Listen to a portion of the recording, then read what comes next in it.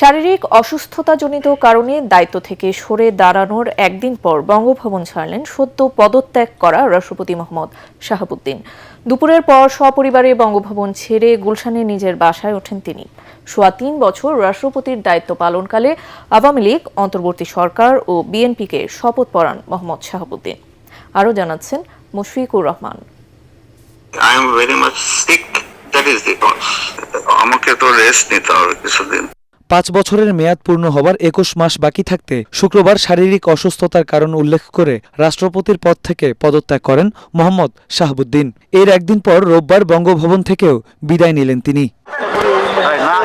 ৩ বছর ৩ মাস রাষ্ট্রপতির দায়িত্ব পালন করে কালো গাড়িতে চড়ে অনেকটা সাদামাটাভাবে দুপুর ২টা ২৫ মিনিটে বঙ্গভবন ছাড়েন মোহাম্মদ শাহাবুদ্দিন।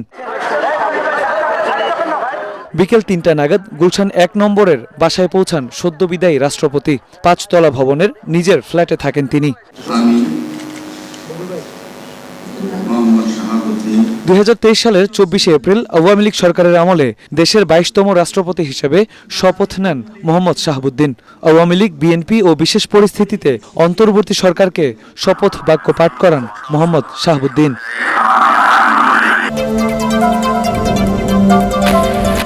দায়িত্ব গ্রহণের প্রথম কর্মদিবসে সাভার জাতীয় স্মৃতিসৌধে মহান মুক্তিযুদ্ধের বীর শহীদদের প্রতি শ্রদ্ধা জানিয়েছেন ভারপ্রাপ্ত রাষ্ট্রপতি হাফিজউদ্দিন আহমেদ বীর বিক্রম। পরে রাজধানীর শেরেবাংলা নগরের জিয়া উদ্যানে শহীদ রাষ্ট্রপতি জিয়াউর রহমান ও সাবেক প্রধানমন্ত্রী বেগম খালেদা জিয়ার সমাধিতে শ্রদ্ধা জানান তিনি। গত শুক্রবার মোহাম্মদ শাহাবুদ্দিন পদত্যাগ করলে সংবিধান অনুযায়ী রাষ্ট্রপতির দায়িত্ব নেন স্পিকার হাফিজউদ্দিন আহমেদ। বিস্তারিত জানাচ্ছেন মইনুল হাসান। শারীরিক অসুস্থতার কারণ দেখিয়ে গেল শুক্রবার মোহাম্মদ শাহাবুদ্দিনের পদত্যাগের পর সংবিধান অনুযায়ী ভারপ্রাপ্ত রাষ্ট্রপতির দায়িত্ব গ্রহণ করেন জাতীয় সংসদের স্পিকার হাফিজউদ্দিন আহমেদ বীর বিক্রম। দায়িত্ব গ্রহণের পর রোববার সকাল 11:30টায় সাভারের জাতীয় স্মৃতিসৌধে আসেন ভারপ্রাপ্ত রাষ্ট্রপতি।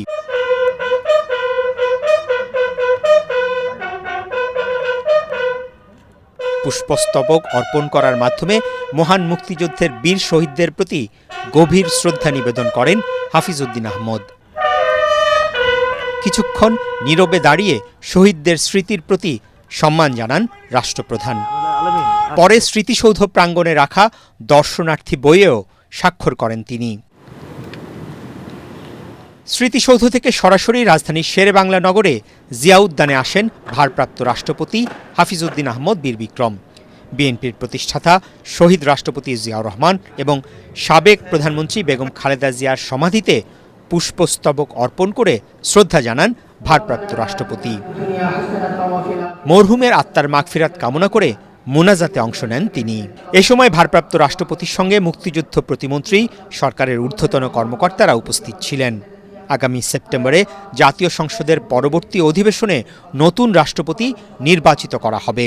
তার আগ পর্যন্ত ভারপ্রাপ্ত হিসেবে হাফিজউদ্দিন আহমেদ দায়িত্ব পালন করে যাবেন। Optical brighter, photo catalyst, active granule সমৃদ্ধ বসুন্ধরা পাওয়ার ওয়াশ, ঝলমলে কাপড়ে ফুরফুরে মন। সদ্য বিদায়ী রাষ্ট্রপতি মোহাম্মদ শাহাবুদ্দিনের বিরুদ্ধে ফৌজদারি মামলা নেয়ার সুযোগ নেই বলে জানালেন স্বরাষ্ট্রমন্ত্রী সালাউদ্দিন আহমেদ। তিনি বলেন, বিরোধী পক্ষ তার বিরুদ্ধে মামলা, গ্রেফতার সহ যেসব দাবি জানাচ্ছে তা আমলে নিচ্ছে না সরকার। সালাউদ্দিন আহমেদ বলেন, সাবেক রাষ্ট্রপতি বর্তমান সরকারকে অনেক সহযোগিতা করেছেন। সংবিধান অনুযায়ী আগামী 6 মাস নিরাপত্তা সহ রাষ্ট্রের বিভিন্ন সুবিধা পাবেন তিনি। সচিবালয়ে এসব কথা বলেন স্বরাষ্ট্রমন্ত্রী। রিপোর্টে জানাচ্ছেন মাহবুব কবির চপল। রাজনৈতিক ঝড়ে সরে যেতে হলো রাষ্ট্রপতি মোহাম্মদ শাহাবুদ্দিনকে। নীরবে ছাড়লেন বঙ্গভবন। তবে তার বিরুদ্ধে ব্যবস্থা নেবার দাবিতে সরব এনসিপি, জামাত সহ বিরোধী পক্ষ।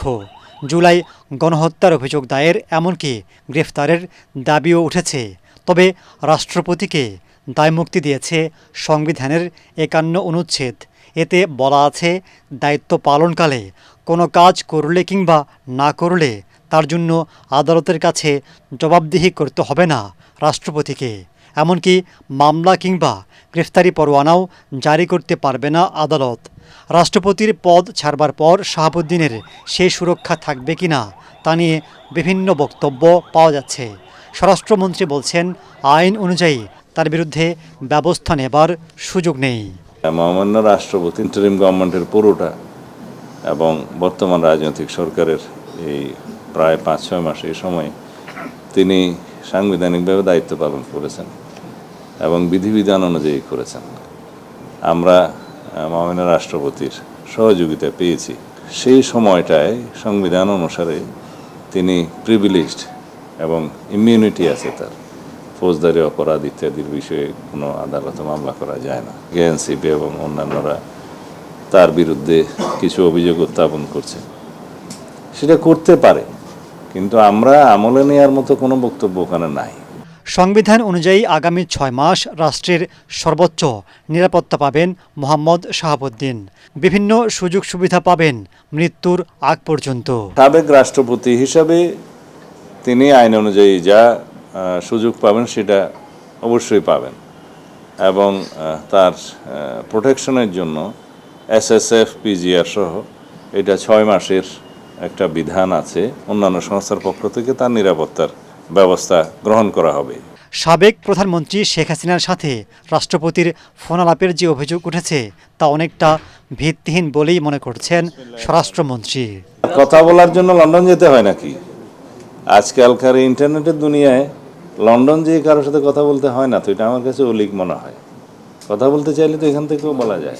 জামাত, এনসিপি, খেলাফত মজলিসের 3 নেতা এক হলে সপ্তাহের মধ্যে সরকারের পতন হবে। LDP সভাপতি অলি আহমদের এমন বক্তব্য আমলে নিচ্ছে না সরকার।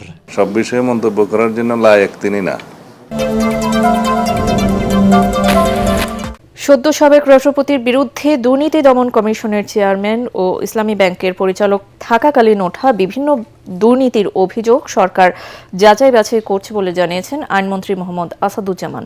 তিনি বলেন, জনদাবি বিবেচনায় অভিযোগগুলোর তদন্ত শেষে প্রয়োজনীয় আইনি পদক্ষেপ নেওয়া হবে। দুপুরে চট্টগ্রাম জেলা আইনজীবী সমিতির নবীন আইনজীবীদের বরণ ও প্রশিক্ষণ কর্মশালায় প্রধান অতিথির বক্তব্য শেষে সাংবাদিকদের প্রশ্নের জবাবে তিনি এসব কথা বলেন। আইনমন্ত্রী বলেন, সরকার চায় না অন্যায়ভাবে কেউ কষ্ট পাক, তবে সাবেক রাষ্ট্রপতির বিরুদ্ধে ওঠা অভিযোগগুলো যথাযথভাবে খতিয়ে দেখা হচ্ছে। তদন্ত শেষে আইন অনুযায়ী প্রয়োজনীয় সিদ্ধান্ত নেওয়া হবে। এ সময় নবীন আইনজীবীদের উদ্দেশ্যে আইনমন্ত্রী বলেন, প্রতিদিনই নতুন নতুন শেখার মধ্য দিয়ে নিজেদের দক্ষ করে তুলতে হবে। আমাদের সরকার সবকিছু যাচাই বাছাই করে সঠিক সময় সঠিক সিদ্ধান্তটা নেবেন, এতটুকু ভরসা সরকার প্রধান এবং আমাদের উপরে আপনাদের রাখতে হবে। আমরা একদিকে যেমন জনদাবিকে গুরুত্ব দেব, একই সাথে আমরা কাউকে অন্যায় স্বীকারক সেটাও চাব না। এদিকে খুব শিগগিরই স্পিকারের সঙ্গে সাক্ষাৎ করে রাষ্ট্রপতি নির্বাচনের জন্য তফসিল ও নির্বাচনের প্রক্রিয়া শুরু করবেন প্রধান নির্বাচন কমিশনার। সাংবাদিকদের সাথে আলাপকালে এই তথ্য জানান নির্বাচন কমিশনার আব্দুর রহমান এল মাসুদ। সংবিধান অনুযায়ী 90 দিনের মধ্যেই রাষ্ট্রপতি শূন্য পদে নির্বাচন প্রক্রিয়া শেষ করতে হবে জানিয়ে তিনি বলেন, রাষ্ট্রপতি নির্বাচনের ভোটার সংসদের 350 জন সদস্য ভোটার তালিকা প্রস্তুতের পর তফসিল ঘোষণা করবে ইসি। বৈধ প্রার্থী একাধিক থাকলে ভোট হবে, একক প্রার্থী থাকলে বিনা প্রতিদ্বন্দ্বিতায় নির্বাচিত হবেন রাষ্ট্রপতি। নতুন রাষ্ট্রপতির দায়িত্ব গ্রহণ না করা পর্যন্ত স্পিকার রাষ্ট্রপতির দায়িত্ব পালন করবেন। রাজনৈতিক মতাদর্শ ও ব্যক্তিগত পছন্দ অপছন্দের ঊর্ধ্বে থেকে পেশাগত দক্ষতা, নেতৃত্বের গুণাবলী, শৃঙ্খলা, সততা, বিশ্বস্ততা ও আনুগত্যের ভিত্তিতে সেনা সদস্যদের পদোন্নতি দেওয়ার নির্দেশ দিয়েছেন প্রধানমন্ত্রী তারেক রহমান। সেনা সদর দপ্তরে সেনা সদর নির্বাচনী পর্ষদ 2026 প্রথম পর্বের উদ্বোধনী অনুষ্ঠানে তিনি এই নির্দেশনা দেন। এই পদোন্নতি পর্ষদে সেনাবাহিনীর ব্রিগেডিয়ার জেনারেল এবং লেফটেন্যান্ট কর্নেল হতে কর্নেল পদবীর যোগ্য কর্মকর্তারা পরবর্তী পদোন্নতির জন্য বিবেচিত হবেন। অনুষ্ঠান স্থলে পৌঁছালে প্রধানমন্ত্রীকে স্বাগত জানান সেনাপ্রধান জেনারেল ওয়াকারুজ্জামান। এ সময় প্রধানমন্ত্রীর প্রতিরক্ষা উপদেষ্টা অবসরপ্রাপ্ত brigadier general doctor AKM Shamsul Islam এবং শীর্ষ সামরিক কর্মকর্তারা উপস্থিত ছিলেন। সবার সাথে কুশল বিনিময় করেন প্রধানমন্ত্রী। তারেক রহমান দেশের স্বাধীনতা ও সার্বভৌমত্ব রক্ষায় বাংলাদেশ সেনাবাহিনী দায়িত্ব পালনের পাশাপাশি অভ্যন্তরীণ শান্তি শৃঙ্খলা ও দুর্যোগ মোকাবেলায় বেসামরিক প্রশাসনকে সহায়তায় আন্তরিক ধন্যবাদ জানান। এছাড়া প্রধানমন্ত্রী সেনাবাহিনীর উপস্থিত কর্মকর্তাদের সাথে ফটো সেশনে অংশ নেন এবং পরিদর্শন বইয়ে মন্তব্য লিপিবদ্ধ করেন।